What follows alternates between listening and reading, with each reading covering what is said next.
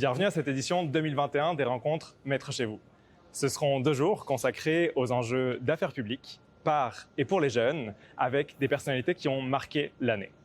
Donc, MCV est présenté par Force Jeunesse, qui est une organisation de 18 jeunes bénévoles non partisans. Notre mission est de défendre les droits et les intérêts des jeunes sur le marché du travail et d'avoir un impact sur les politiques publiques, en fait, pour garantir une équité entre les générations. Donc, pour Force Jeunesse, les jeunes n'ont pas été assez entendus durant la crise et c'est pourquoi on a beaucoup de choses à dire. Les jeunes ont été touchés de plein fouet par des enjeux qui touchent la santé mentale, la transformation du marché du travail et surtout, on est conscient des enjeux climatiques qui sont à venir. Et c'est pourquoi on doit faire partie de la solution. À ce titre, il nous paraissait essentiel à Force Jeunesse de maintenir les rencontres Maîtres chez vous cette année. Il nous semblait essentiel de pouvoir échanger avec les décideurs et décideuses publiques et que les jeunes soient entendus.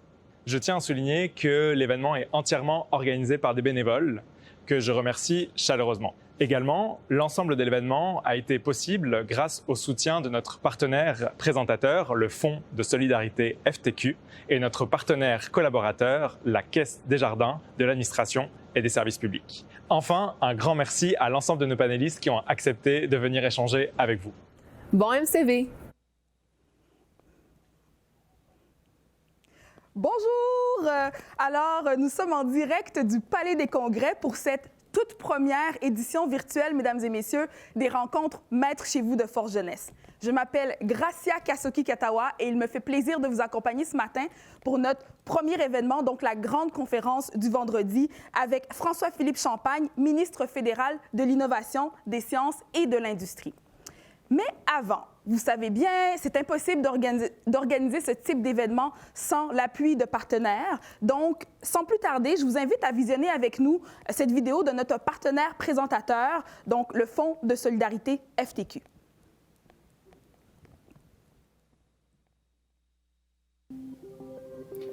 Bonjour à vous.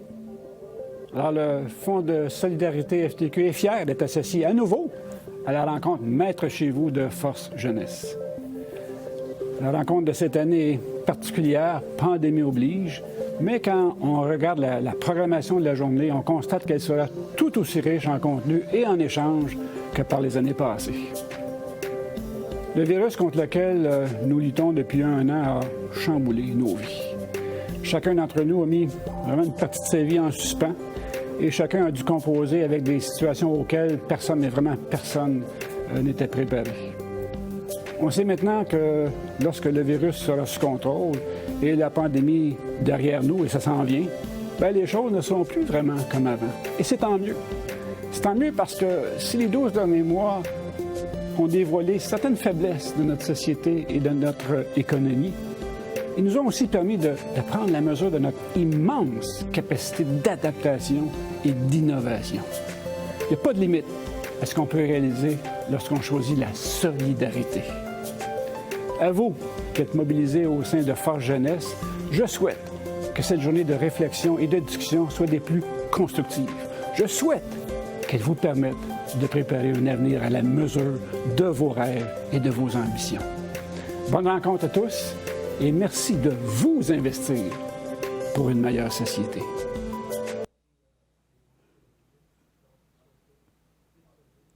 Alors, merci beaucoup au Fonds de solidarité FTQ pour votre soutien pour cet événement. De plus, le concours Un cadeau local juste pour toi est organisé par la Caisse des jardins de l'administration et des services publics, qui est notre partenaire collaborateur. Et ce concours se tient tout au long de MCV, donc à la fois aujourd'hui et demain. Il s'agit de 4 prix à gagner et chaque prix est un certificat cadeau de Mazone Québec d'une valeur de 125 $ par certificat. Pour participer au concours, il suffit de suivre le lien vers le coupon de participation et vous allez le trouver dans l'onglet partenaire de la plateforme, dans la section Caisse des jardins de l'administration et des services publics. Donc, merci aussi à la Caisse pour votre appui pour l'événement. Maintenant, il y a 3 personnes très importantes dans notre paysage politique qui souhaitent adresser des mots à la jeunesse québécoise. Valérie Plante, mairesse de Montréal, François Legault, premier ministre du Québec, et Justin Trudeau, premier ministre du Canada. Écoutons-les.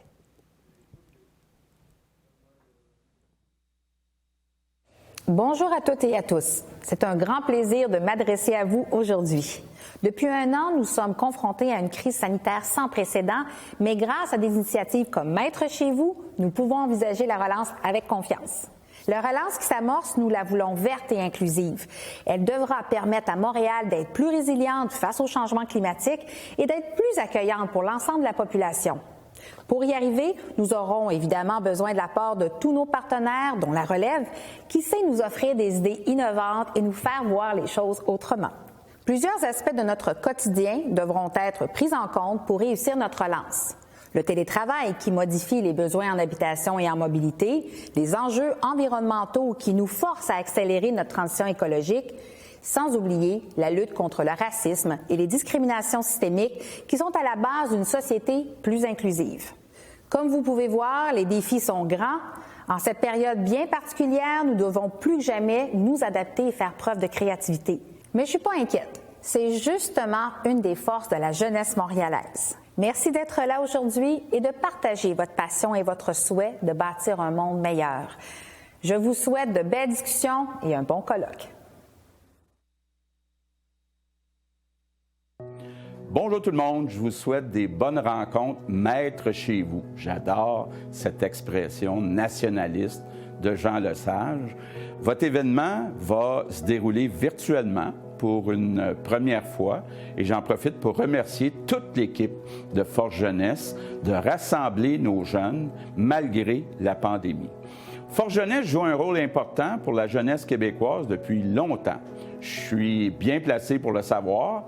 Quand j'étais ministre de l'Éducation et de la Jeunesse au début des années 2000, j'ai eu l'occasion de travailler très proche avec Force Jeunesse. J'ai fait plusieurs rencontres très intéressantes, notamment votre président de l'époque, un certain Martin Koskinen, qui est devenu mon complice, puis un autre président, Jean-François Roberge, qui est devenu notre ministre de l'Éducation. Ce qui m'avait marqué à l'époque, c'était l'énergie et l'ambition de Force Jeunesse. Puis malgré tout ce qu'on vit actuellement, vous avez encore de quoi être très ambitieux pour votre avenir. Votre génération, bien sûr, va rester marquée par l'épreuve qu'on traverse. Mais on va se définir aussi dans une nouvelle économie et vous devez être au cœur de cette nouvelle économie, une économie de propriétaires, une économie où on est maître chez nous, une économie fabriquée au Québec. Donc les Québécois ont pris le goût à l'achat local pendant la pandémie, puis on doit miser là-dessus. On doit démarrer plus d'entreprises chez nous pour fabriquer plus de produits et d'aliments du Québec et je compte beaucoup sur l'audace de nos jeunes entrepreneurs pour bâtir cette économie plus autonome. C'est votre Québec de demain qu'on est en train de bâtir, un Québec où on peut être des leaders dans des domaines du futur comme le numérique, comme les sciences de la santé, comme l'électrification. Et l'automne dernier, on a dévoilé un plan audacieux justement pour électrifier notre économie. On veut multiplier le nombre de trains électriques, de camions électriques, d'autobus électriques au Québec en les fabriquant au Québec. Donc, plus de richesses et moins de GES, mais pour y arriver, on a besoin que les Québécois embarquent et je compte sur vous pour faire partie du mouvement puis pour nous pousser à avancer. Donc, on a beaucoup de grands chantiers devant nous et pour vous, ça représente une grande occasion, l'occasion de bâtir un Québec qui vous fait rêver, votre Québec de demain. Donc, je termine en vous disant de ne pas avoir peur d'être ambitieux, cultivez votre fierté d'être Québécois. On a besoin que vous soyez nos leaders de demain, puis avec des jeunes fiers, des jeunes ambitieux, je suis convaincu que le Québec va aller très loin. Merci.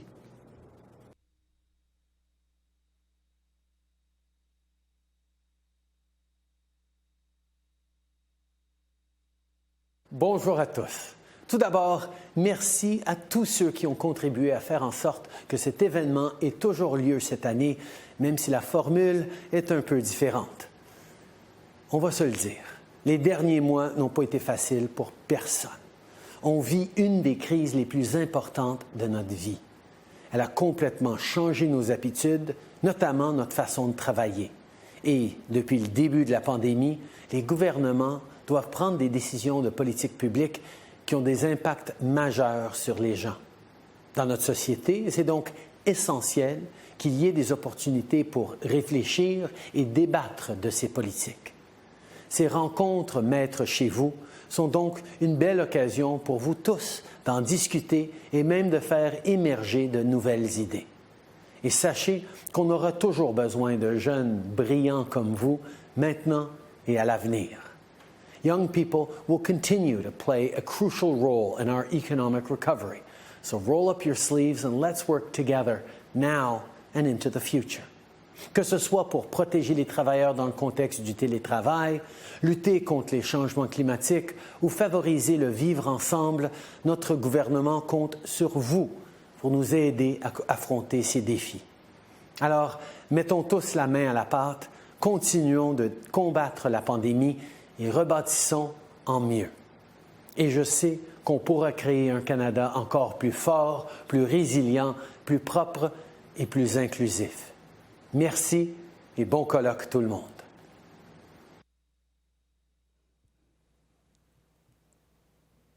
Alors, merci au premier ministre Trudeau, au premier ministre Legault et à Valérie Plante pour ce message à la jeunesse.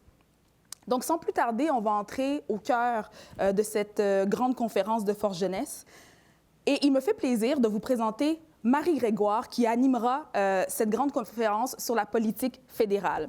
Marie Grégoire, évidemment, se passe de présentation. Elle est chroniqueuse à Radio-Canada.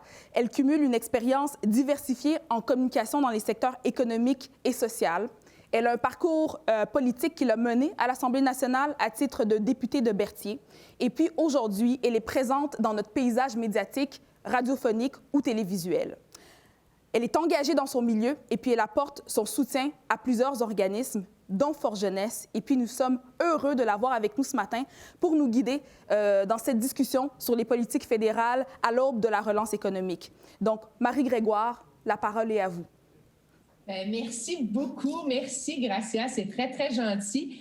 Une gentille présentation. Ça me fait effectivement très plaisir de prêter main forte à Force Jeunesse aujourd'hui. J'ai trouvé les messages de nos leaders très inspirants parce qu'effectivement, ça n'a pas été une année facile, il faut se le dire. Une année de pandémie, ça nous met à l'épreuve, mais c'est aussi révélateur de nos forces, de nos faiblesses. Donc, on va aller voir du côté de la scène fédérale.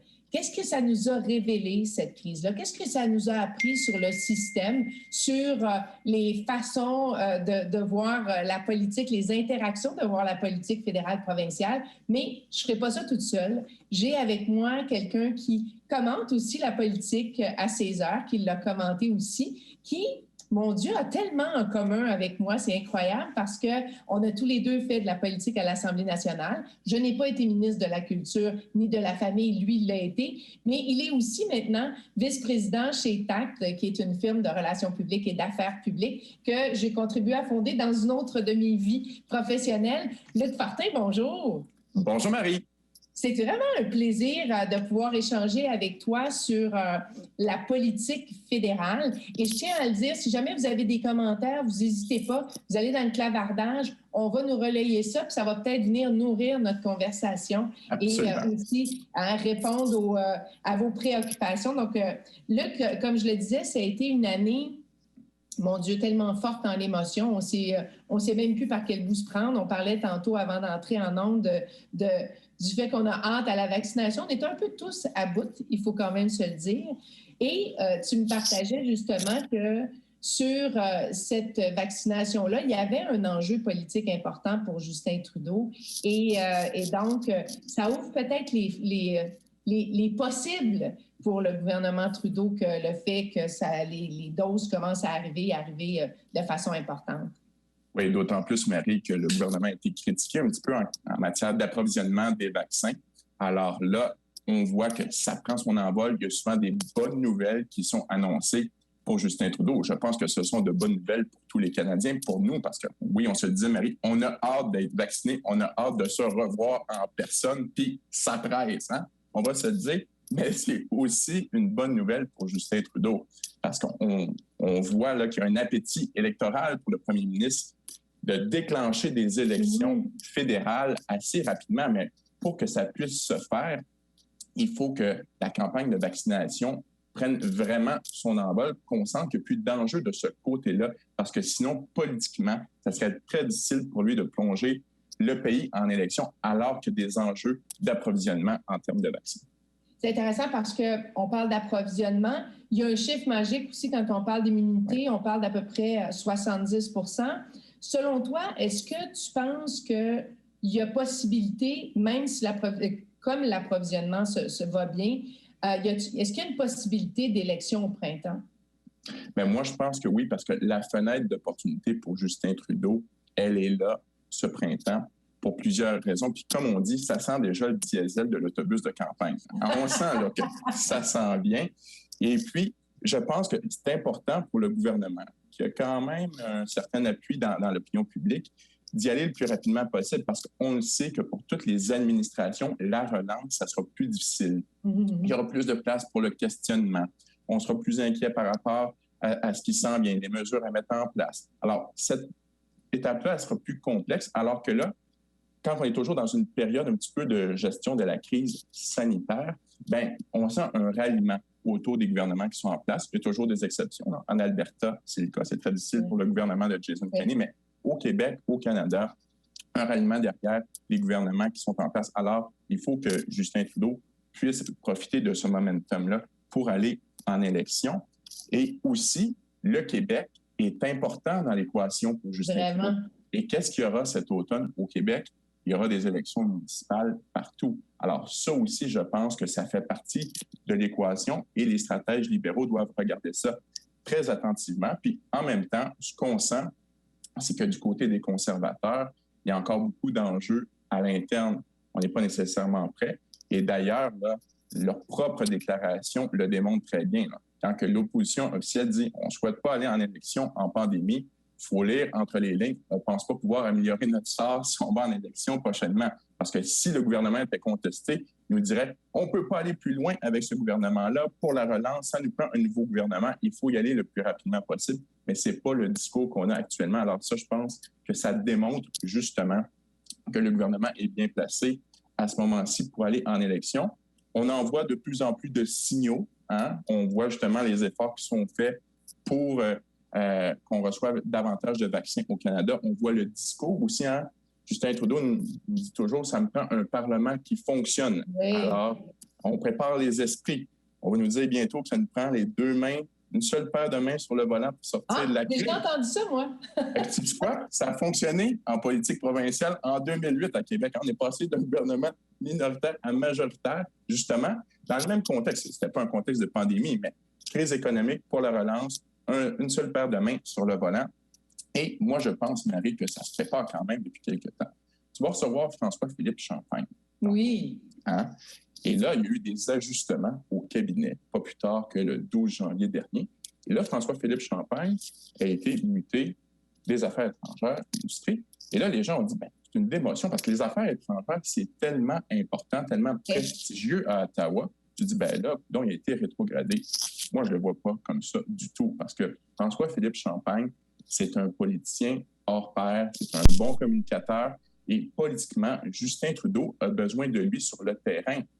Et là, lorsque tu es aux affaires étrangères, bien, tu es un petit peu loin des préoccupations quotidiennes des Canadiens. Tu peux t'amener à aller à l'étranger. Tu traites peut-être d'enjeux qui touchent moins, justement, la population, l'électorat. Alors, tu as besoin d'un gars comme ça qui va aller éventuellement, si on peut, dans les usines où il va le faire virtuellement, puis il va rencontrer le monde, puis il va faire des annonces en termes de politique intérieure. Et il est très habile, François-Philippe Champagne, pour faire ça. Dans une chronique, une fois que j'avais fait en Mauricie, j'avais dit que c'était le roi de la poignée de main. Écoute, je l'avais vu à l'œuvre au Festival Western de Saint-Tite dans son comté, puis il manquait pas une main. Il allait devant tout le monde, puis il était quasiment prêt à se lancer en bas de la charrette pour aller voir le monde. Alors, c'est un fin politicien et je pense que Justin Trudeau, justement, a voulu le ramener sur le terrain en vue de l'élection à venir. Alors, Luc, je ne sais pas quel bout on a perdu. Il semble qu'il y a un petit problème. Il y a eu un petit problème de son. Alors là, on n'a pas entendu, semble-t-il, l'impro. l'intro. C'était de l'intro parce que là, on va recommencer. On se préparait finalement. Une pratique. Ah, ben oui, on a fait une bonne pratique. Juste rapidement, donc, je t'ai présenté comme ayant une feuille de route similaire à la mienne parce que, évidemment, sans avoir été ministre de la Culture et de la Famille comme toi, tu l'as été, on partage notre passion pour la politique québécoise, la politique en général, faut-il le dire. Tu es aujourd'hui vice-président chez TAC. C'est une entreprise que j'ai contribué avec mes collègues à fonder dans une autre vie professionnelle. Donc, je suis très contente d'échanger politique avec toi. Et comme je le disais, on a eu une année qui a été difficile, mais une année qui a été révélatrice de nos forces, de nos faiblesses, des forces et des faiblesses, des relations entre les gouvernements, des relations entre la population et le gouvernement et de son niveau de préparation pour faire face à une crise. Je pense à tous les niveaux, que ce soit au niveau municipal, au niveau québécois, au niveau canadien. On a vu qu'il y a des éléments qui nous manquaient et a fallu faire du rattrapage. Dans ce contexte-là, on se disait, est-ce que on a beaucoup parlé d'un potentiel électoral pour le Canada. On le sait, on se demande juste la date, finalement. Est-ce que le gouvernement se fera tomber? En tout cas, c'est ce qui semble être évident parce que le NPD a toujours dit qu'il appuierait le gouvernement tant et aussi longtemps que les choses avanceraient. Donc, ce que tu nous disais, c'est qu'effectivement, toi, tu penses qu'il y a une élection ce printemps qui est en train de se préparer. Et ce que tu nous disais aussi, c'est que, un peu comme en 2008, quand M. Charest avait dit « on veut les deux mains sur le volant », M. Trudeau va vouloir les deux mains sur le volant. Une des questions qu'on pouvait se poser, c'est la force des oppositions. Parce qu'effectivement, tu t'en as parlé, tu as dit au niveau des conservateurs, ils ne sont pas pressés parce qu'ils ne sont pas nécessairement en bonne posture. C'est le congrès en fin de semaine des conservateurs. Qu'est-ce qu'ils doivent faire justement pour accélérer leur préparation, pour être sûr qu'ils deviennent une option au gouvernement actuel? Bien, je pense qu'ils doivent démontrer qu'ils ont mis derrière eux les déchirements internes. Et là, tout ça a été exacerbé par l'expulsion du caucus conservateur de Derek Sloan, qui incarne la droite morale au sein du Parti conservateur, qui était candidat à la direction contre Erin O'Toole. Et là, il y a encore beaucoup de questionnements. Puis lorsque tu aspires à diriger un pays, lorsque tu aspires à être premier ministre, bien, tu dois démontrer ta capacité à rassembler le monde. Et surtout, il y a quand même beaucoup de clivage dans la politique canadienne. Là. Oui. Hein, c'est un grand pays, il y a différentes réalités. Alors, il faut mettre tout ce monde-là ensemble. Mais il faut que tu sois toujours bien capable de mettre tout ton caucus ensemble avant. Alors là, c'est ça, je pense, l'enjeu pour Erin O'Toole. Quand on dit que c'est un test de leadership pour lui, c'est que son parti doit sortir de cet exercice-là uni, mais aussi qu'on ait l'impression qu'ils sont tous dans la même direction et qu'il a vraiment démontré qu'il va avoir pris l'ascendant sur son parti et que la fraction, disons, plus religieuse, bien, on va avoir réussi à contrôler ça pour devenir davantage présentable à l'est du Manitoba. Alors, je pense que c'est recentrer, dans le fond, hein? On parle beaucoup de recentrage. C'est un grand défi pour Erin O'Toole de recentrer, mais il y a beaucoup de place par ailleurs au centre. Parce que M. Trudeau est allé jouer dans l'étal du NPD et donc s'est tassé vers la gauche, ce qui fait qu'il y a de l'espace pour agrandir la tente conservatrice, là. Oui, parce que disons que sous M. Trudeau, le Parti libéral du Canada est davantage au centre-gauche. Alors, c'est le NPD qui en souffre beaucoup, là. Mais disons qu'à partir du centre-droit, il y a de l'espace en masse pour les conservateurs, mais il y a différentes dimensions à la gauche et la droite. Alors, il y a beaucoup de place pour le centre-droit économique, mais pour la droite morale, il y a certains enjeux qui sont réglés dans la tête de bien du monde, notamment dans l'Est du Canada, là, à partir de l'Ontario. Alors, sur certaines questions sociales, sur certaines questions morales, Erin O'Toole doit démontrer que ces débats-là, c'est derrière le Parti conservateur s'il veut avoir une oreille attentive chez ces électeurs-là.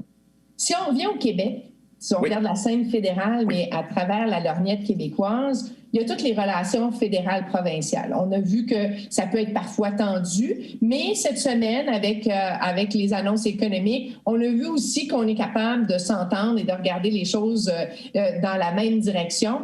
Est-ce que, donc, M. Legault peut, comme en 2019, jouer un rôle important dans cette campagne-là? Parce qu'on se souvient, il avait été assez critique de M. Trudeau sur certains dossiers, ce qui avait donné de l'air, pas aux conservateurs, mais au Bloc québécois dans ce cas-ci. Oui, mais d'ailleurs, par rapport à l'annonce qu'on a vue cette semaine des deux premiers ministres, c'est sûr que là, il y a un point de convergence, hein? Et tout le monde est en faveur de l'électrification des transports. Alors ça aide beaucoup. Mais ceci étant dit, il y a quand même beaucoup de dossiers litigieux entre les deux gouvernements. Les transferts fédéraux en santé, certainement que c'est un dossier important. La question des normes nationales dans le CHSLD, visiblement, M. Legault a ça, le travail dans la gorge, parce qu'il remet ça souvent sur la table en disant à M. Trudeau qu'il devrait plutôt se préoccuper de ce qui est sur sa juridiction, la question du rapport d'impôt unique. Et tu as raison, Marie, et le fait saillant, et moi, je sondais chez Main Street à ce moment-là, à tous les jours, là, la campagne électorale fédérale en 2019. Et le point tournant au Québec, ça a été ce fameux point de presse de Justin Trudeau à Trois-Rivières, où il a quand même dit qu'il pourrait soutenir certaines contestations de la loi 21. Et à partir de ce moment-là, la question identitaire a pris toute la place, en fait beaucoup de place dans la campagne électorale fédérale au Québec. Et c'est là qu'on a vu le Bloc québécois commencer à monter en flèche. Alors, il n'est pas interdit de penser que ces questions identitaires-là pourraient revenir, et notamment sur la question linguistique, parce que, bon, il y en a beaucoup, question de la préservation du français, puis autant à Québec, à Ottawa, puis assujettir les entreprises privées de compétences fédérales à la loi 101, peut-être que c'est un enjeu qui va revenir. Alors là, il y a peut-être une niche encore là pour le Bloc québécois pour faire sa place. Puis quand même, Yves-François Blanchet nous a démontré en 2019 qu'il était un bon campaigner. Alors, oui, il pourrait récidiver. Oh, oui. Pour avoir échangé avec lui à quelques reprises, quelques midis, je peux dire que oui, il a la capacité de débattre. Oui.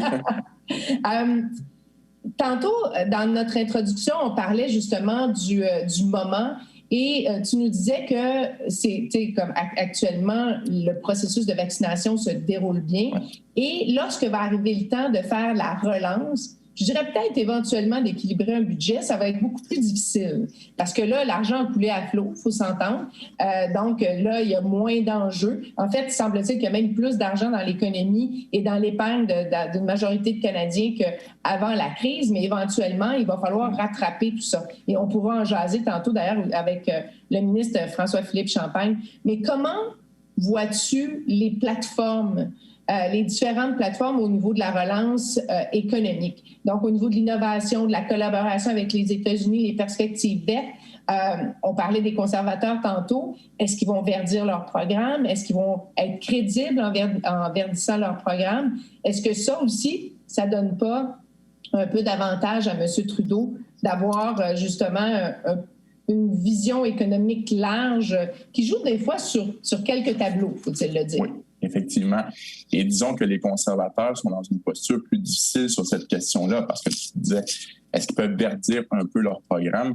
Mais il ne faut pas déplaire à la base non plus. Et puis, on sait que, par exemple, en Alberta, il y a de grandes préoccupations par rapport à ces questions-là et qu'on souhaite quand même pouvoir continuer à exploiter les énergies fossiles, alors qu'on sait que si on souhaite atteindre nos objectifs de l'accord de Paris d'ici 2030, ben il va falloir justement y aller beaucoup dans l'électrification des transports et diminuer nos émissions de GES.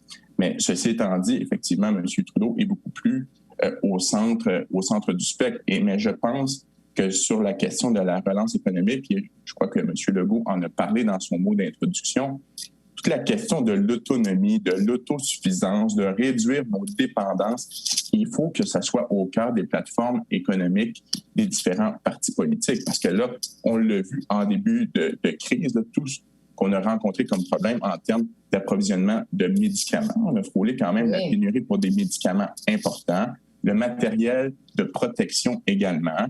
Plus récemment, on a vu les enjeux également par rapport à l'approvisionnement en vaccins. Et puis également, la question de des approvisionnements en termes d'aliments aussi. Ça a eu un enjeu sur la question, est-ce qu'on réduit le nombre de vols? Est-ce qu'on ferme les vols, par exemple, dans certains pays du Sud? Alors, on sait que c'est pas juste les touristes qui se déplacent dans les avions, mais il y a également des biens. Alors, même ça, c'était des éléments qui étaient pris en considération. Donc, je pense que la question de l'autosuffisance, c'est un incontournable dans les plateformes électorales des différents partis. Alors, en un mot, parce que le ministre Champagne est déjà arrivé, en un mot, Luc Fortin, en fait, je dirais en une prédiction, avez-vous une date? Moi, je pense que d'ici la fête nationale du Québec, nous aurons voté au niveau fédéral. Luc Fortin, c'est toujours passionnant. Merci beaucoup d'avoir été là.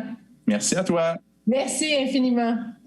On enchaîne maintenant parce que Luc en a parlé, que François-Philippe Champagne, c'est l'homme, mon Dieu, on dit souvent, l'homme des missions impossibles, l'homme des multiples poignées de main, comme il l'a nommé aussi. Il est député de Saint-Maurice depuis 2015. Il a occupé plusieurs postes clés. On l'a amené là où, justement, c'était névralgique, où on avait des choses à régler. Il est aujourd'hui ministre de l'Innovation, des Sciences et de l'Industrie. Et il prend ce temps-là avec vous pour être en mesure de répondre à vos questions. J'en ai quelques-unes, mais j'en ai aussi qui viennent des différents organismes jeunesse qui participent à mettre chez nous. Et donc, j'en aurai aussi, je pourrais prendre vos commentaires à travers Eliane qui va m'aider justement et qui va me partager vos commentaires dans cet échange-là que j'aurai avec François-Philippe Champagne. Monsieur le ministre, bonjour.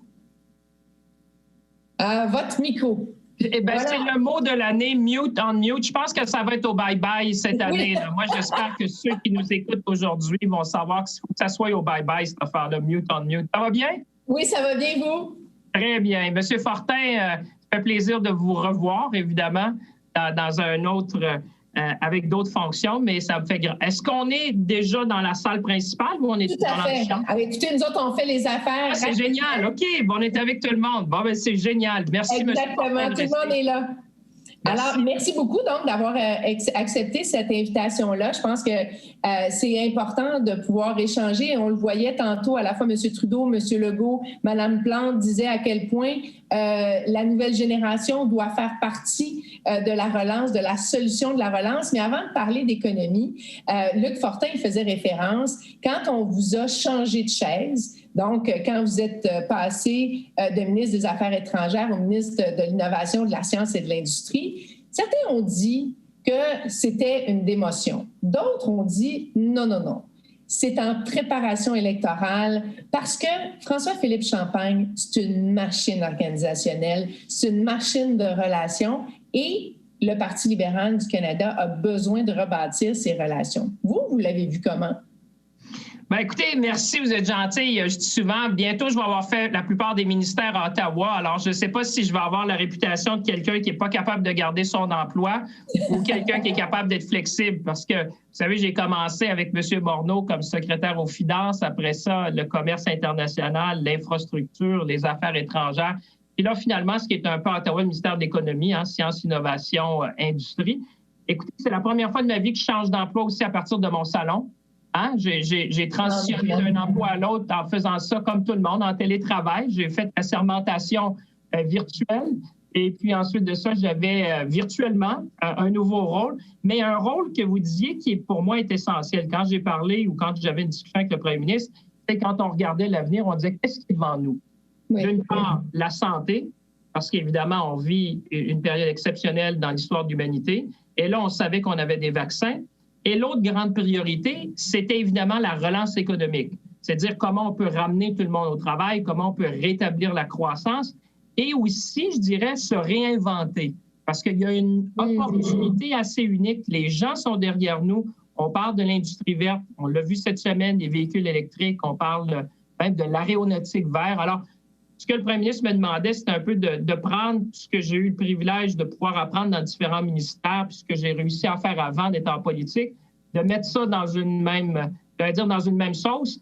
Puis ma mission, c'est vraiment d'accélérer puis d'étendre un peu, puis vous allez le voir, que ce soit au niveau de la biofabrication ou même des entreprises vertes, là, parce que l'idée, c'est de dire comment on peut rebâtir, puis c'est pas juste un slogan, là. Je parlais avec la secrétaire d'État, la secrétaire du commerce américaine, je disais rebâtir mieux ensemble. Et là-dedans, moi, je pense que pour les jeunes, c'est porteur d'avenir parce que ce n'est pas les emplois juste d'aujourd'hui. On crée des industries qui vont créer des emplois sur 2, 3, 4 générations à venir. Bien, effectivement, c'est ce qu'on est en train de rebâtir. Hein, vous le dites, on réinvente parce qu'on ne part pas de rien, mais il y a des apprentissages qu'on a fait dans cette crise de la COVID. Vous nous parlez beaucoup de verdissement de l'économie. On le sait, c'est essentiel. Mais il y a aussi, et Luc qui faisait référence dans l'échange qu'on avait préalablement, il y a toute cette notion de l'autosuffisance. Donc, cet équilibre à trouver entre produire nous-mêmes certains biens stratégiques et être capable de rester ouvert au niveau des échanges commerciaux. Comment vous voyez ça? Tout à fait. Bien, M. Fortin, ça, on m'avait dit, je me serais joint avant parce que je disais souvent comme ministre des Affaires étrangères, une des choses que les collègues, on avait vu quand ça a commencé, c'était cette dépendance-là de certains marchés. Et le mot qui ressort le plus souvent maintenant, c'est de la résilience. Moi, je dis les chaînes d'approvisionnement globales se régionalisent et on met plus d'emphase sur l'efficacité, sur la résilience que l'efficacité. Et on va le voir, par exemple, quand on parle, vous avez vu cette pénurie-là de microchips, par exemple, qui fait que certaines usines automobiles doivent ralentir. On le voit au niveau des minéraux rares. C'est pas pour rien qu'on parle aussi d'une filière de batteries qu'on veut développer au Québec. L'annonce avec Lyon, c'est un pas de plus dans cette direction-là, mais vous avez tout à fait raison parce que, vous savez, quand la pandémie s'est déclarée, moi, j'avais créé un groupe, un sous-groupe du G20. J'appelais ça le G20 qui fonctionne. Ça veut dire une quinzaine de pays qui sont prêts à avancer. Mais c'est là qu'on avait commencé à dire, mais écoutez, il faut faire attention, là. Il faut maintenir les chaînes d'approvisionnement. Il faut avoir des ponts aériens pour que les travailleurs essentiels puissent se déplacer. Il faut avoir des zones de transit pour être sûr qu'on puisse rapatrier notre monde. Alors, toute cette question-là de la résilience, et on l'a vu certainement en biofabrication avec les vaccins, je pense que les citoyens et les citoyennes, et certainement les jeunes qui nous écoutent aujourd'hui, se disent on doit apprendre de où on était avant la pandémie et certainement être plus résilient pour l'avenir. Et ça, vous avez raison, M. Fortin, c'était quelque chose que je l'ai dit à ma collègue des États-Unis aussi cette semaine. On est tous d'accord qu'on doit penser, dans notre cas à nous, parce qu'on est béni par, j'allais dire, notre géographie, mais de penser en termes de résilience nord-américaine, comment on peut mieux travailler ensemble pour être sûr que nos chaînes d'approvisionnement soient solides, peu importe ce qui va nous arriver dans l'avenir. C'est intéressant parce que vous parlez de cette résilience nord-américaine.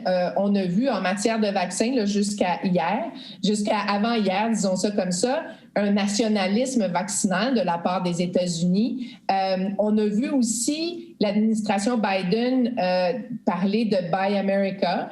Et on n'est pas encore rendu au sud de la frontière à cette vision nord-américaine par ailleurs. Donc, est-ce que l'intégration de la chaîne d'approvisionnement est quand même possible quand, de l'autre côté de la frontière, on tend plutôt à se refermer en matière d'échanges commerciaux? Bien, on y travaille, je vous dirais, Mme Grégoire. Quand j'ai eu mon entretien avec ma collègue des États-Unis, je disais certainement une des grandes priorités aux États-Unis, c'est de repartir l'économie. Mais moi, je soulignais que le plus grand client des États-Unis, c'est le Canada. Le Canada achète plus des États-Unis que la Chine, le Japon et l'Angleterre combinés. Alors, je disais, c'est dans l'intérêt mutuel qu'on vaccine les populations des deux côtés de la frontière le plus rapidement, parce que si le plus grand client, c'est le Canada des États-Unis, vous avez tout avantage à ce que la population canadienne soit aussi vaccinée pour qu'on puisse repartir l'économie ensemble. Alors, il y a, puis l'avantage qu'on a, c'est qu'elle était gouverneure de l'État du Rhode Island. Elle me disait, je le sais, le Canada était le premier client de l'État du Rhode Island. Alors, je vous dis, évidemment, on doit toujours répéter à nos voisins du Sud l'importance de la relation. Moi, je disais, il y a 8 millions d'emplois aux États-Unis qui dépendent du commerce avec le Canada. Puis je disais, Madame la secrétaire, n'oubliez jamais qu'une décision d'un côté de la frontière aura un impact des deux côtés de la frontière. On l'a vu au départ avec les masques N95, vous rappellerez. Oui. Et ça, je pense que ça résonne. Et là, on est plus, je vous dirais, il y a toujours eu des irritants commerciaux, hein, mais ça date de plusieurs, j'allais dire, décennies, que ce soit des administrations républicaines ou démocrates. Mais je pense que cette fois-là, on a des alliés. On a Mme Harris, la vice-présidente, qui étudie à Montréal. On a le président Biden, qui connaît bien le premier ministre Trudeau. Il y a des bonnes relations. Moi, la secrétaire au commerce, si vous nous aviez écoutés, vous auriez vu que finalement, on avait pas mal le même discours. Quelqu'un qui n'aurait pas su qui était qui aurait dit, bien, ces gens-là ils parlent le même langage. Alors, c'est sûr qu'il y a des choses à parfaire, mais je pense qu'il y a un intérêt et il y a une vision stratégique de défense, de sécurité, de résilience continentale. Et l'argument que je faisais, comme je vous disais, pour ouvrir l'économie, je disais, j'imagine si vous voulez repartir l'économie, vous voulez que votre premier client soit vacciné. Parce que c'est comme ça que l'économie va repartir. Et dans une économie intégrée, on a avantage à faire plus ensemble. Moi, je résumais ça, je disais, Madame la secrétaire, l'idée derrière ça, c'est comment on peut innover plus ensemble, comment on peut fabriquer plus ensemble, puis comment on peut vendre plus ensemble à travers le monde. Parce que dans nos chaînes, on est intégrés et c'est dans l'intérêt mutuel, je disais, des deux côtés de la frontière. Et je pense que c'est un message qui résonne, mais je ne suis pas naïf non plus, Mme Grégoire. C'est un message qu'on doit tous répéter. Moi, vous, les collègues, ceux qui nous écoutent aujourd'hui, on a toujours besoin de le répéter à nos amis du Sud. Oui, parce qu'effectivement, ils ont le poids du nombre. Hein? C'est plus évident pour eux.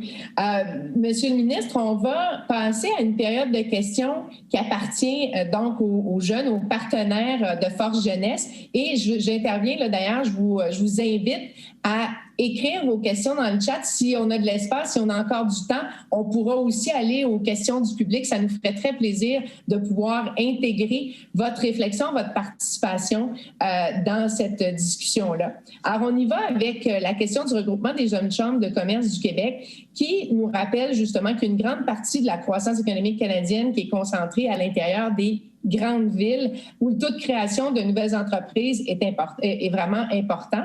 Et on nous demande, on vous demande, pas moi, évidemment, par chance. On peut le faire ensemble, Mme Grégoire. On a déjà fait des émissions ensemble. Moi, tout à fait.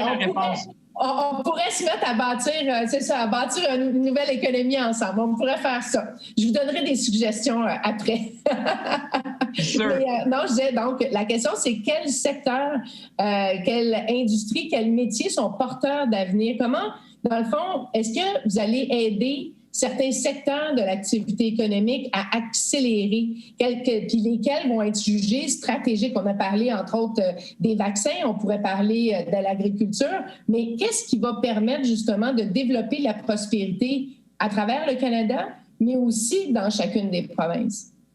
Non, c'est une belle question. Puis moi, ça me permet de vous dire, Mme Grégoire, s'il y a assez de questions, on peut prolonger un petit peu. Là. Je ne veux pas m'imposer dans votre agenda, mais moi, je pense que ça va faire plaisir. Ça me fait plaisir de rester. Écoutez, oui, on va investir. Puis je vous donne un exemple. L'intelligence artificielle. Vous pensez à des emplois de l'avenir. Pensez que l'intelligence artificielle va avoir un impact transversal sur beaucoup, beaucoup de secteurs. Moi, quand j'ai commencé à m'intéresser à l'intelligence artificielle, je me disais que ça va avoir un impact peut-être dans le niveau biomédical, peut-être dans certaines industries, mais là, je me rends compte que là, ça a un impact transversal. Et ça, là, une première chose que je devrais dire, c'est que si vous regardez pour les jeunes qui sont avec nous, c'est quoi les deux grands défis de l'humanité aujourd'hui? D'abord, avec la COVID, on a vu qu'on est fragile et résilient. Fragile parce qu'on a vu que ça prend juste un virus pour nous ralentir, mais résilient parce qu'on a été capable d'inventer un vaccin en 1 an, ce qui est quand même dans l'histoire de l'humanité spécial. Et ce qui va nous amener, le deuxième enjeu, c'est les changements climatiques. Donc, les deux grands enjeux de la planète, d'un côté, évidemment, la pandémie, l'autre, les changements climatiques. Et comment on va arriver à résoudre ça? C'est avec la science, la technologie et l'innovation. Donc, pour tous ceux qui sont avec nous, si vous êtes dans cette vision-là, et là, je pourrais ajouter, évidemment, l'économie numérique, l'économie digitale, mais je vous prends un exemple, l'intelligence artificielle. Le Canada est devenu, Montréal en particulier, une plaque tournante. On m'en parlait même dans l'appel que j'ai eu avec nos voisins américains. Alors, le Canada, le Québec, Montréal est reconnu comme une plaque tournante, par exemple, en intelligence artificielle. Je vous donne un deuxième exemple. La semaine dernière, j'annonçais un ordinateur quantique. Première fois en Amérique du Nord qu'un ordinateur quantique est disponible pour nos PME à partir du cloud, imaginez. Et ça, c'est une compagnie de Vancouver qui fait ça.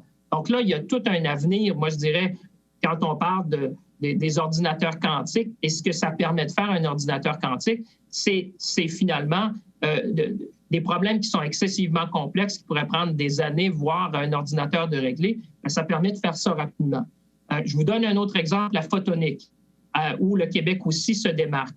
Tout ça, ça nous amène vers des industries du futur qui vont avoir des impacts transversaux dans plusieurs économies. Je vous donne un autre exemple. J'étais avec la directrice de l'Agence spatiale canadienne à Saint-Hubert. Elle me disait, Monsieur le ministre, imaginez, on est en train d'avoir aussi toutes les données satellites, ce qu'ils appellent l'observation en basse altitude, mais à partir de l'espace, qui vont nous permettre de donner des données scientifiques, par exemple, à des PME de chez nous qui pourraient avoir besoin de données immédiates en logistique. Écoutez, ou de prévoir le climat en agriculture.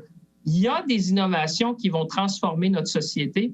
Et moi, je pense que, surtout pour ceux qui nous écoutent, les jeunes, toutes ces technologies-là, ces innovations-là sont certainement porteuses d'avenir pour l'emploi chez nous. C'est intéressant. Juste une question supplémentaire, complémentaire, vous nous parlez beaucoup de l'économie de demain, mais il y a un tissu économique traditionnel aussi au Canada. Comment on fait pour aider cette portion-là de l'économie canadienne à justement s'accélérer, avoir davantage de productivité, investir dans les technologies? Bien, c'est de marier l'actuel avec le futur. Moi, je dis souvent, il faut poser des actions stratégiques immédiates maintenant avec une vision à long terme. Je vous donne un exemple pratique. On est au Québec. Regardez, par exemple, l'aérospatiale. Qu'est-ce qui se passe dans l'aérospatiale aujourd'hui? On parle de propulsion hybride. Quand on pense propulsion hybride, bien, on pense immédiatement à Montréal parce que nous, on a déjà l'écosystème. Donc, en investissant, par exemple, dans le secteur aérospatial aujourd'hui, on est capable de maintenir les emplois d'aujourd'hui, mais aussi investir pour faciliter la transition vers ce qui va faire que ces mandats-là vont rester sur plusieurs générations. Je vous donne l'exemple de l'automobile. Quand on réussit à avoir Ford ou GM qui disent, nous, les mandats, par exemple, pour les véhicules électriques, c'est au Canada que ça se passe, bien, vous consolidez une industrie importante au Canada, mais vous êtes aussi tourné sur l'avenir. Et là, nous, ce qu'on essaie de faire, moi, à chaque fois qu'on fait un investissement, ce qu'on a fait cette semaine avec le premier ministre dans Lyon électrique qui est chez nous, bien, imaginez, vous avez un transporteur et c'est toute la chaîne d'approvisionnement derrière qui en bénéficie. Parce qu'en faisant un investissement avec nos partenaires de Québec, on sait que dans un véhicule électrique, 40 du prix, c'est la batterie. Là, on vient d'investir dans une usine qui va faciliter, qui va permettre d'être plus compétitive. Comme ça, vous supportez les emplois d'aujourd'hui, mais avec une vision à long terme qui fait qu'un jour, on est en train de bâtir les champions de demain. Donc, on ne perd pas de monde en chemin, on les fait grandir, c'est ce que je comprends. Tout à fait, tout à fait. On a une question du réseau des entrepreneurs et professionnels africains. On vous demande comment le gouvernement compte utiliser les organismes de la diversité comme partenaires pour supporter dans sa politique de défi 50-30, d'aider les PME et les grandes entreprises à atteindre leur objectif. Bien, c'est essentiel. On sait que la diversité, moi, je peux vous le dire, j'ai 50 ans, puis à l'époque, quand j'étais dans le monde du travail, ou plutôt dans le secteur privé, on parlait déjà, tu sais, que la diversité, ça permettait de prendre des meilleures décisions. Pourquoi? Parce qu'on vit dans un monde complexe aujourd'hui à plusieurs égards. Et quand on a, par exemple, plus de femmes autour de la table, c'est pour ça qu'on s'est donné ce défi-là, 50 des jeunes femmes à la table des décisions, 30 de minorités, des gens qui amènent beaucoup. Et ce qui revient à dire, puis là, j'interpelle tout le monde qui sont avec nous aujourd'hui, c'est le capital humain. Moi, je peux déployer des sommes en capital pour bâtir des usines, mais une usine, vous savez, aujourd'hui, c'est des murs, c'est de la brique, c'est un peu d'électricité, mais la réalité, ce qui fait que les gens viennent chez nous, je peux vous le garantir, c'est le capital humain, c'est les cerveaux, c'est les gens qu'on est capable d'amener. Et c'était ça dans l'aéronautique, quand on avait le nouveau mandat, par exemple, avec Airbus. Je me rappelle d'avoir eu cette discussion-là. Je disais, Monsieur le ministre, une usine, je peux l'amener n'importe où. Par contre, ceux qui ont bâti l'aile de l'Airbus 220, ils sont à Montréal. Alors, c'est clair que nous, il faut s'assurer de bâtir cet écosystème-là. C'est avec des gens qui sont là aujourd'hui, les jeunes, 18-35 ans, nos jeunes qui sont à travers toutes ces entreprises-là, de les faire grandir, parce que je peux vous dire, la question qu'on me pose le plus souvent, c'est pas de savoir quel va être le prix de l'électricité ou quelle subvention on peut donner, mais est-ce qu'on a les gens pour faire fonctionner et grandir les entreprises? Et c'est là que les jeunes, pour moi, cette force jeunesse, les leaders d'aujourd'hui, ben là, c'est là que vous êtes pour moi, sans vous, rien n'est possible. Ça commence d'abord avec vous, parce que des murs, ça se bâtit, mais il n'y a pas une usine qui fonctionne sans capital humain, sans avoir des travailleurs, des travailleuses. C'est ça l'essentiel. Puis c'est là qu'on fait de la recherche, de l'innovation. On l'a démontré. C'est pour ça que Novavax est venu à Montréal. Moi, j'ai parlé au président, puis il me disait, M. Champagne, je viens à Montréal parce que je sais que l'écosystème est solide, parce qu'il pouvait aller dans 8 autres pays. Alors, moi, je dis, c'est ensemble qu'on va être capable de faire ça. Juste avant d'aller à une question du public, parce que c'est en lien, c'est la question de l'Union étudiante du Québec qui parle, entre autres, des coupures qui ont eu lieu dans les prêts et bourses et qui dit, considérant la part que la recherche étudiante occupe dans la relance économique, vous parlez là, de ce capital humain, comment votre gouvernement compte agir pour soutenir adéquatement les étudiants et les étudiantes universitaires? Bien, je pense qu'on était là depuis le début. Tu sais, dans la pandémie, on a eu, comme on dit en anglais souvent, on était là pour appuyer tout le monde. Hein? Puis on s'est rendu compte même qu'il a fallu déployer des moyens assez exceptionnels pour supporter la recherche, nos chercheurs, nos chercheuses, parce que une chose qu'on voulait s'assurer, c'est que les gens ne quittent pas, parce que c'est déjà assez difficile d'attirer des talents. Il faut les garder chez nous. Et c'est pour ça qu'on a mis des mesures en place. Puis je pense que comme société, parce que je pense que le regroupement Force Jeunesse, c'est aussi pour imaginer un avenir ensemble. Moi, je pense que comme société, avec ce qui est arrivé avec la pandémie, Mme Grégoire, on a tous pris conscience de l'importance de la recherche, de la science, de l'innovation. On a vu que les gouvernements qui avaient suivi la science avaient eu des meilleurs résultats. Et croyez-moi, moi, j'étais ministre des Affaires étrangères à l'époque où il y avait des gouvernements dans le monde qui voulaient faire un peu comme ils pensaient que c'était mieux. Et moi, je disais toujours, écoutez, nous, on s'en remet aux scientifiques. Et si vous regardez aujourd'hui, ceux qui s'en sont remis aux scientifiques ont eu des meilleurs résultats en termes d'être capable de gérer la pandémie, puis au niveau de la vaccination, de choisir les bons vaccins. Alors, clairement, non seulement comme gouvernement, mais je pense que comme société, parce que ce qui est important, les gouvernements ont toute leur place, mais je pense que comme société, les gens sont beaucoup plus ouverts aux investissements en recherche et en sciences parce qu'ils ont vu qu'aujourd'hui, cette résilience-là, ça passe d'abord par la recherche, le développement, la science, le capital humain. Et, by the way, c'est comme ça, on me disait même que le fameux vaccin RNA qu'on parle beaucoup, ça a été inventé au Canada. Ça a peut-être été commercialisé ailleurs, mais c'est des chercheurs canadiens. Alors, de là, vous voyez toute l'importance de continuer d'investir en recherche, en innovation et en sciences chez nous. Bien, dans cette perspective-là, vous parlez justement des jeunes, de l'investissement en R&D. Il y a une question de l'équipe de Force Jeunesse qui dit comment on fait pour assurer l'équité intergénérationnelle dans les politiques canadiennes en général et en particulier dans votre ministère? Parce que ça, c'est un enjeu. On a parfois l'impression que certaines, puis vous l'avez dit, là, c'est une génération qui va être très interpellée. C'est la génération qui vit dans le milieu du travail, la COVID. Comment on fait pour s'assurer qu'on laisse personne derrière? Bien, je vous donne un exemple concret, parce que c'est dans le concret qu'on voit des fois. Vous savez, les paroles sont faciles, mais les actes parlent plus. Et je regarde, par exemple, dans tout ce qu'on a fait, le fonds, par exemple, sur l'innovation verte. Et permettez-moi de dire qu'un fonds comme ça, c'est dire non seulement on veut investir dans l'industrie, mais on veut bâtir l'industrie de demain. Et ça, pour moi, il y a une question d'équité intergénérationnelle. Je reprends l'exemple qu'on a fait, par exemple, dans les véhicules électriques. C'est d'investir pour les travailleurs et travailleuses d'aujourd'hui, mais en ayant en tête l'avenir, c'est-à-dire non seulement on va investir dans l'industrie, dans ce cas-là manufacturière, mais on va aussi penser comment on peut faciliter, même accélérer cette transition-là. Et ça, pour moi, il y a une question d'équité intergénérationnelle parce qu'on crée les emplois d'aujourd'hui qui, eux, vont permettre d'assurer les emplois de demain. Et je vous donne un autre exemple. Quand vous avez vu peut-être quand GM a décidé de faire ses véhicules électriques commerciaux au Canada, je vous donne une anecdote parce que des fois, les gens se demandent, quand il y avait eu certains emplois qui avaient été laissés, on avait financé ceux qui faisaient de la recherche.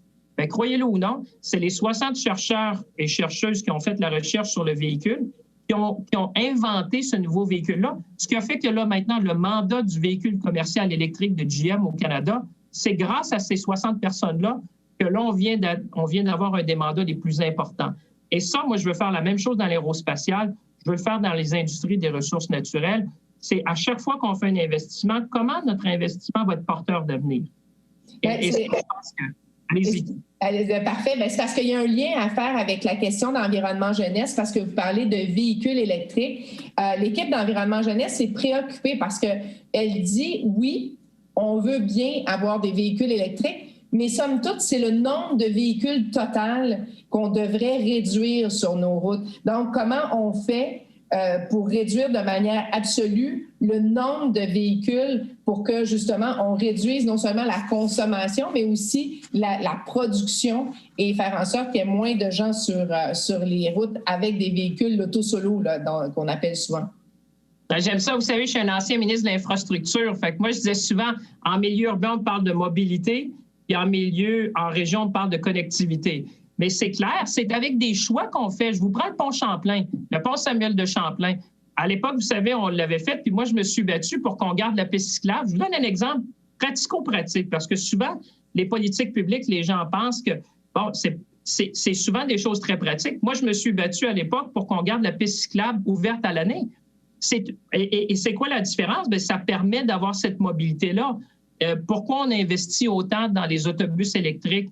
Par exemple, dans le train à grande fréquence dont moi j'ai parlé souvent entre Québec et Toronto.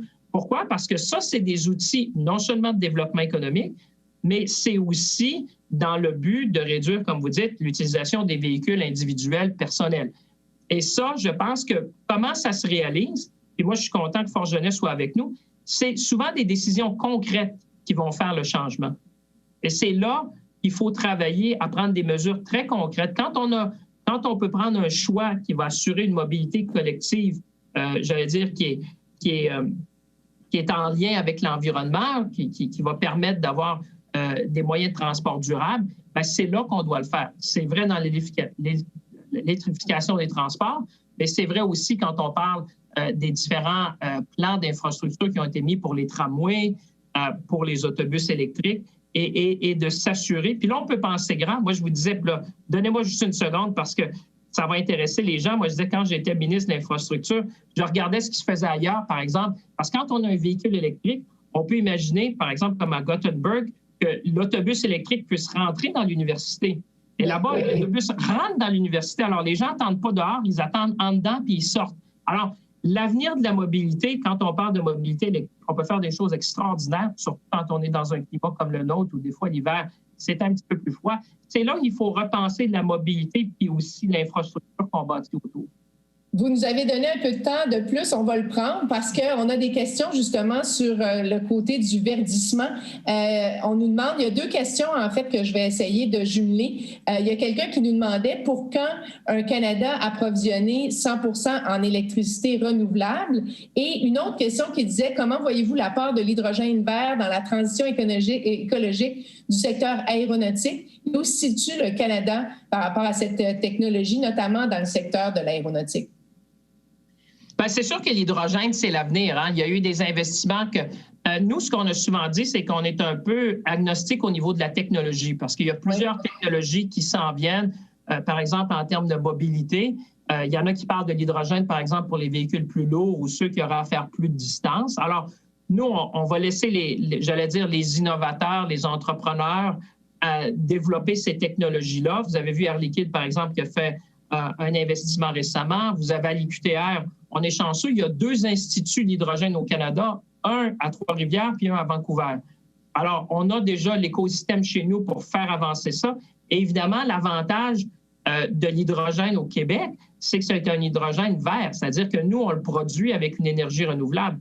Et c'est ça l'avantage, c'est que le Québec, avec près de 100% d'énergie renouvelable, ça nous permet de faire des choses qui ne sont pas possibles dans les 60, nécessairement dans d'autres juridictions en Amérique du Nord et certainement dans le monde. Parce qu'il ne faut pas remplacer, si évidemment l'électricité est produite par du charbon, bien, vous ne faites que déplacer, alors qu'au Québec, on a l'avantage que nous, l'électricité au Québec est renouvelable. Première chose. Comment faire pour le Canada vert au niveau énergétique? Oui, c'est quoi, dans le fond, le calendrier? Hein? Combien d'années on se donne pour sortir le pétrole de notre économie, dans le fond? Bien, ça passe, moi, je vous dirais, Mme Grégoire, d'abord par des lignes de transmission. Et c'est là qu'il faut se réinventer. C'est pour ça que moi, j'ai tellement confiance en cette génération-là. Moi, j'étais ministre de l'Infrastructure. Il y a des choses que j'ai rêvées, mais que je n'ai pas réussi à réaliser, peut-être parce que je n'ai pas été là assez longtemps ou force de persuasion va prendre plus qu'une génération. Mais, par exemple, pour faire ce Canada vert-là hydroélectrique, ça prend des lignes de transmission d'une province à l'autre. Mais vous savez comme moi que les réseaux ont été faits plus nord-sud. Plus que est-ouest dans notre grand pays puis dans notre grand continent. Donc, l'interconnexion des réseaux de transmission, c'est essentiel. Je sais que moi, à l'époque, on en avait déjà parlé. Je sais que la ministre McKenna regarde ça aussi. Évidemment, ça touche plusieurs juridictions, mais je pense que c'est dans l'intérêt supérieur économique et même de société que si nous, on arrive à faire un pas, que la prochaine génération essaye de le réaliser à notre place. Si nous, on n'y arrive pas, il y a beaucoup d'acteurs à convaincre, mais c'est clair que ça passe par des lignes de transmission qui doivent circuler d'une province à l'autre. Vous nous avez parlé de Novavax. Il y a quelqu'un qui nous demande, Montréal a déjà été un fleuron de la pharmaceutique. Est-ce qu'il y a quelque chose qu'on peut faire? Est-ce qu'il y a de l'aide en particulier qui peut être apportée à cette industrie-là pour peut-être renouer, et même, je dirais, des politiques, parce qu'il n'y a pas juste, c'est pas juste les dollars, c'est souvent le climat et les politiques qui font la différence. Alors, dans le fond, comment on fait pour relancer Montréal en matière de pharmaceutique? Vous avez tellement raison, Mme Grégoire. Des fois, je souhaiterais que vous soyez avec moi quand j'appelle les PDG d'entreprises parce que, non, mais je vous dis, c'est parce que l'argent, ce n'est pas un élément de différenciation aujourd'hui. Vous savez, ces compagnies-là sont sollicitées de par le monde. La plupart d'elles sont hautement capitalisées ou ont des actionnaires qui sont capables de mettre le paquet. Et vous comprendrez qu'à ce moment-là, c'est très difficile de compétitionner sur les aides gouvernementales seulement. Alors, ce qui fait que le Canada est attrayant, Montréal, comme plaque tournante, moi, je pense que ça commence d'abord avec l'écosystème universitaire de recherche, de connaissances, donc c'est-à-dire les chercheurs, les étudiants. Deuxièmement, moi, je vous dirais, ce que j'entendais souvent des PDG, c'est qu'ils me disaient, le Canada, je prends une expression anglaise, c'est un safe bet. Les gens me disaient, vous savez, moi, j'ai toujours dit aux gens, il y a 3 éléments qui font que les gens investissent. Stabilité, prévisibilité, primauté du droit. Et je pense que le Canada, dans cette pandémie-là, s'est démarqué. Moi, quand j'étais ministre des Affaires étrangères, beaucoup de pays m'appelaient en me disant, M. Champagne, est-ce que s'il arrive quelque chose, vous allez être là pour nous approvisionner? Est-ce qu'on peut compter sur le Canada? Et je pense que notre réputation au niveau de la traçabilité des produits, je peux penser en agroalimentaire, la qualité des produits qui sortent de chez nous, la sécurité qui fait, puis aussi en termes d'équité, les gens savent que ce qui est produit chez nous, c'est équitable. On respecte les droits des travailleurs, des travailleuses. On a des mesures sanitaires en place. Et ça, je vous dirais que c'est beaucoup cet écosystème-là. Quand je parlais avec un président d'entreprise récemment, il me disait, vous savez, c'est beaucoup la vision et les principes de la société canadienne qui font qu'on a le goût de venir chez vous. Et ça, tant mieux, parce que nous, on en est gardiens, parce que ça se passe d'une génération à l'autre, mais certainement, la prochaine génération fera mieux que nous, certainement, ou continuera certaines initiatives. Mais je peux vous dire, c'est ça qui fait la différence dans le monde d'aujourd'hui. Bien, c'est intéressant, vous parlez, puis il nous reste 2 questions qui sont dans cette perspective-là, je pense. Vous parlez de vision et de principe. Il y a quelqu'un qui nous demande, puis justement, on sait que la santé est de juridiction provinciale, mais quand même, il y a des visions où on peut avoir une philosophie au niveau une philosophie canadienne là-dessus. Et la personne demande, est-ce que selon vous, dans les prochaines années, il faudra faire une priorité de la santé mentale? C'était un enjeu qui a été beaucoup discuté pendant la pandémie. La santé, on parle de la santé mentale, mais aussi la santé physique, psychologique, afin justement de pouvoir s'assurer qu'on intègre tous les gens. On parle entre autres d'autisme, d'Asperger, donc d'intégrer tout le monde, que tout le monde finalement trouve sa place dans le système économique canadien. Ah, tout à fait. Hein? On n'a pas besoin d'aller loin. Moi, des fois, je dis, Mme Grégoire, on a juste à regarder autour de nous. On a tous vu ce que la pandémie a fait. Hein? Le fait d'être confiné pendant 1 an, vous savez, il y a des grands avantages au télétravail. Moi, j'en ai découvert. Pour quelqu'un qui est sur la route, je me sens plus en forme, mais je travaille plus. Alors, d'un côté, je mange mieux, je dors mieux. Mais ça, c'est vrai pour tout le monde. Hein? Tous ceux qui sont là, puis on a tous, tu sais, moi, je mets au défi, regardons autour de nous, là, directement, indirectement. On a tous des gens qui ont des enjeux de santé mentale d'une façon ou d'une autre. Ça peut être plus prononcé, moins prononcé. La solitude, beaucoup de gens ont vécu cette solitude-là. Il y en a pour qui c'est plus facile, il y en a pour qui c'est plus difficile. Mais toute cette moi, je pense que vous avez tout à fait raison sur cette question-là. La question de la santé mentale, de l'inclusion, que tout le monde sente sa place. Puis moi, je pense qu'on a un moment unique. Quand on dit, tu sais, mieux rebâtir ensemble, c'est pas juste un slogan, là. C'est vraiment de se poser des questions. C'est comme moi, je vous le dis, puis je suis sûr que les gens se la posent. Comment je vais travailler, moi, une fois que j'aurai eu le vaccin? Est-ce que lorsque les règles sanitaires vont le permettre, est-ce que je vais voyager autant? Est-ce que je vais plutôt prioriser le télétravail? Comment je vais pouvoir m'occuper de ma mère, mes parents, par exemple? Comment on va arriver dans une famille à intégrer peut-être des pratiques qui vont nous assurer un meilleur équilibre? Et ça, on est toujours à la recherche d'un meilleur équilibre, hein, c'est clair. Mais là, je pense que cette pandémie-là nous a ramené souvent à l'essentiel. Moi, je me rappelle, on ne pouvait pas voyager, mais je regarde à Noël ou même durant l'été, souvent, je me dis, on est revenu aux sources. Hein? On fait des choses simples à la maison, mais honnêtement, je ne peux pas penser que mon dernier Noël était moins le fun que ceux d'avant. Pourtant, on a fait des choses très simples. On a fait de la cuisine, on était en famille, puis c'était simple, mais souvent dans la simplicité, c'est là qu'on trouve des moments de bonheur. Oui, bien, en terminant, vous parlez beaucoup de télétravail. Évidemment, vous l'avez dit, vous avez été ministre des Infrastructures. Il y a beaucoup d'efforts à mettre pour qu'il y ait une équité à travers le Canada, pour que tout le monde puisse avoir accès à cette facilité-là. On accélère ça comment? Bien, d'abord, la connectivité, hein, c'est essentiel. Je veux dire, l'Internet haute vitesse, c'est l'électricité du 21e siècle. Là, je veux dire, il faut se comprendre. Et là-dessus, il y a des bonnes nouvelles qui s'en viennent. Certainement, parce qu'on est tous conscients. Vous savez, moi, je viens d'une région, je suis un gars de région. Moi, j'ai des gens encore dans mon coin de pays qui n'ont pas accès à l'Internet haute vitesse ni le cellulaire.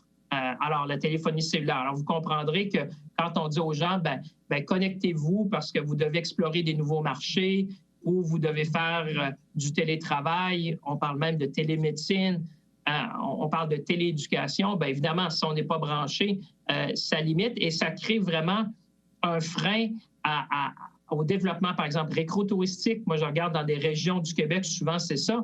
Chez nous, les gens viennent parce qu'il y a beaucoup de récro-touristique. Si on n'est pas branché, bien, ça limite ça. Et aussi, je vous le disais, puis ça, vous parliez tantôt plutôt de la santé mentale, de l'isolement. Imaginez quand vous êtes en région, puis vous n'êtes pas branché, puis en plus, vous êtes seul. Tout ça ensemble, je pense qu'on a besoin de faire un effort. Nous, on a pris l'engagement de le faire parce que c'est clair que c'est la meilleure façon pour moi en tout cas, c'est une façon importante de relancer l'économie. Puis je trouve que c'est un beau legs à cette prochaine génération-là. Si ceux qui étaient avant nous ont donné l'électricité ou le téléphone qui était avec des lignes fixes à l'époque, peut-être que notre legs à nous, ça sera de s'assurer que tous les Québécois et Québécoises ou les Canadiens et Canadiennes puissent être branchés. Et ça, c'est un legs parce que certainement, quand on parle de l'avenir de l'économie digitale, l'économie digitale, ça passe nécessairement par la connectivité. Alors, c'est sûr qu'on va s'affairer et moi, je pense que c'est un des legs qui sera des plus importants pour ceux qui vont nous suivre dans la société. Bien, François-Philippe Champagne, vous avez une lettre de mandat qui est très touffue. Hein? On parle de productivité, de carboneutralité, de millions d'emplois, de gouvernance numérique, de biofabrication. Je pense qu'on a couvert quand même pas mal de ces angles-là dans notre conversation. Et donc, ce qu'on comprend, c'est qu'il faut avoir de l'ambition et pour comprendre que cette ambition-là va nous amener à davantage de résilience, mais aussi d'être en mesure d'être leader dans certains secteurs d'activité puis de laisser personne derrière. Je pense que ça, c'est une des préoccupations qu'on a entendues, en tout cas, aujourd'hui. Moi, je veux vous remercier d'avoir été avec nous, mais surtout d'avoir pris ce temps et d'avoir dépassé un peu l'horaire. J'apprécie énormément. Merci beaucoup. Non, mais c'est important. Puis merci à tous ceux et celles qui ont choisi d'être avec nous aujourd'hui. Tu sais, je vous dirais 3 choses. Saisissez l'opportunité. Moi, je pense qu'on vit un moment historique dans l'humanité. Soyez ambitieux et ambitieuses parce qu'on a tout chez nous pour être ambitieux et ambitieuses. Et troisièmement, moi, je vous dirais, travaillons ensemble. Quand on dit rebâtir mieux, puis le mot ensemble, pour moi, il y a une question générationnelle là-dedans.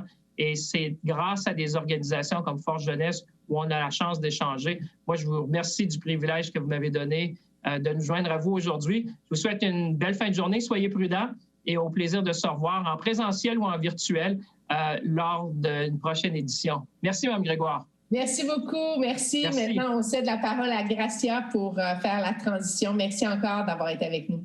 Merci. Merci beaucoup donc au ministre Champagne, à Luc Fortin et à Marie Grégoire pour cette conversation fort intéressante. On a l'impression qu'on a peut-être eu des scoops.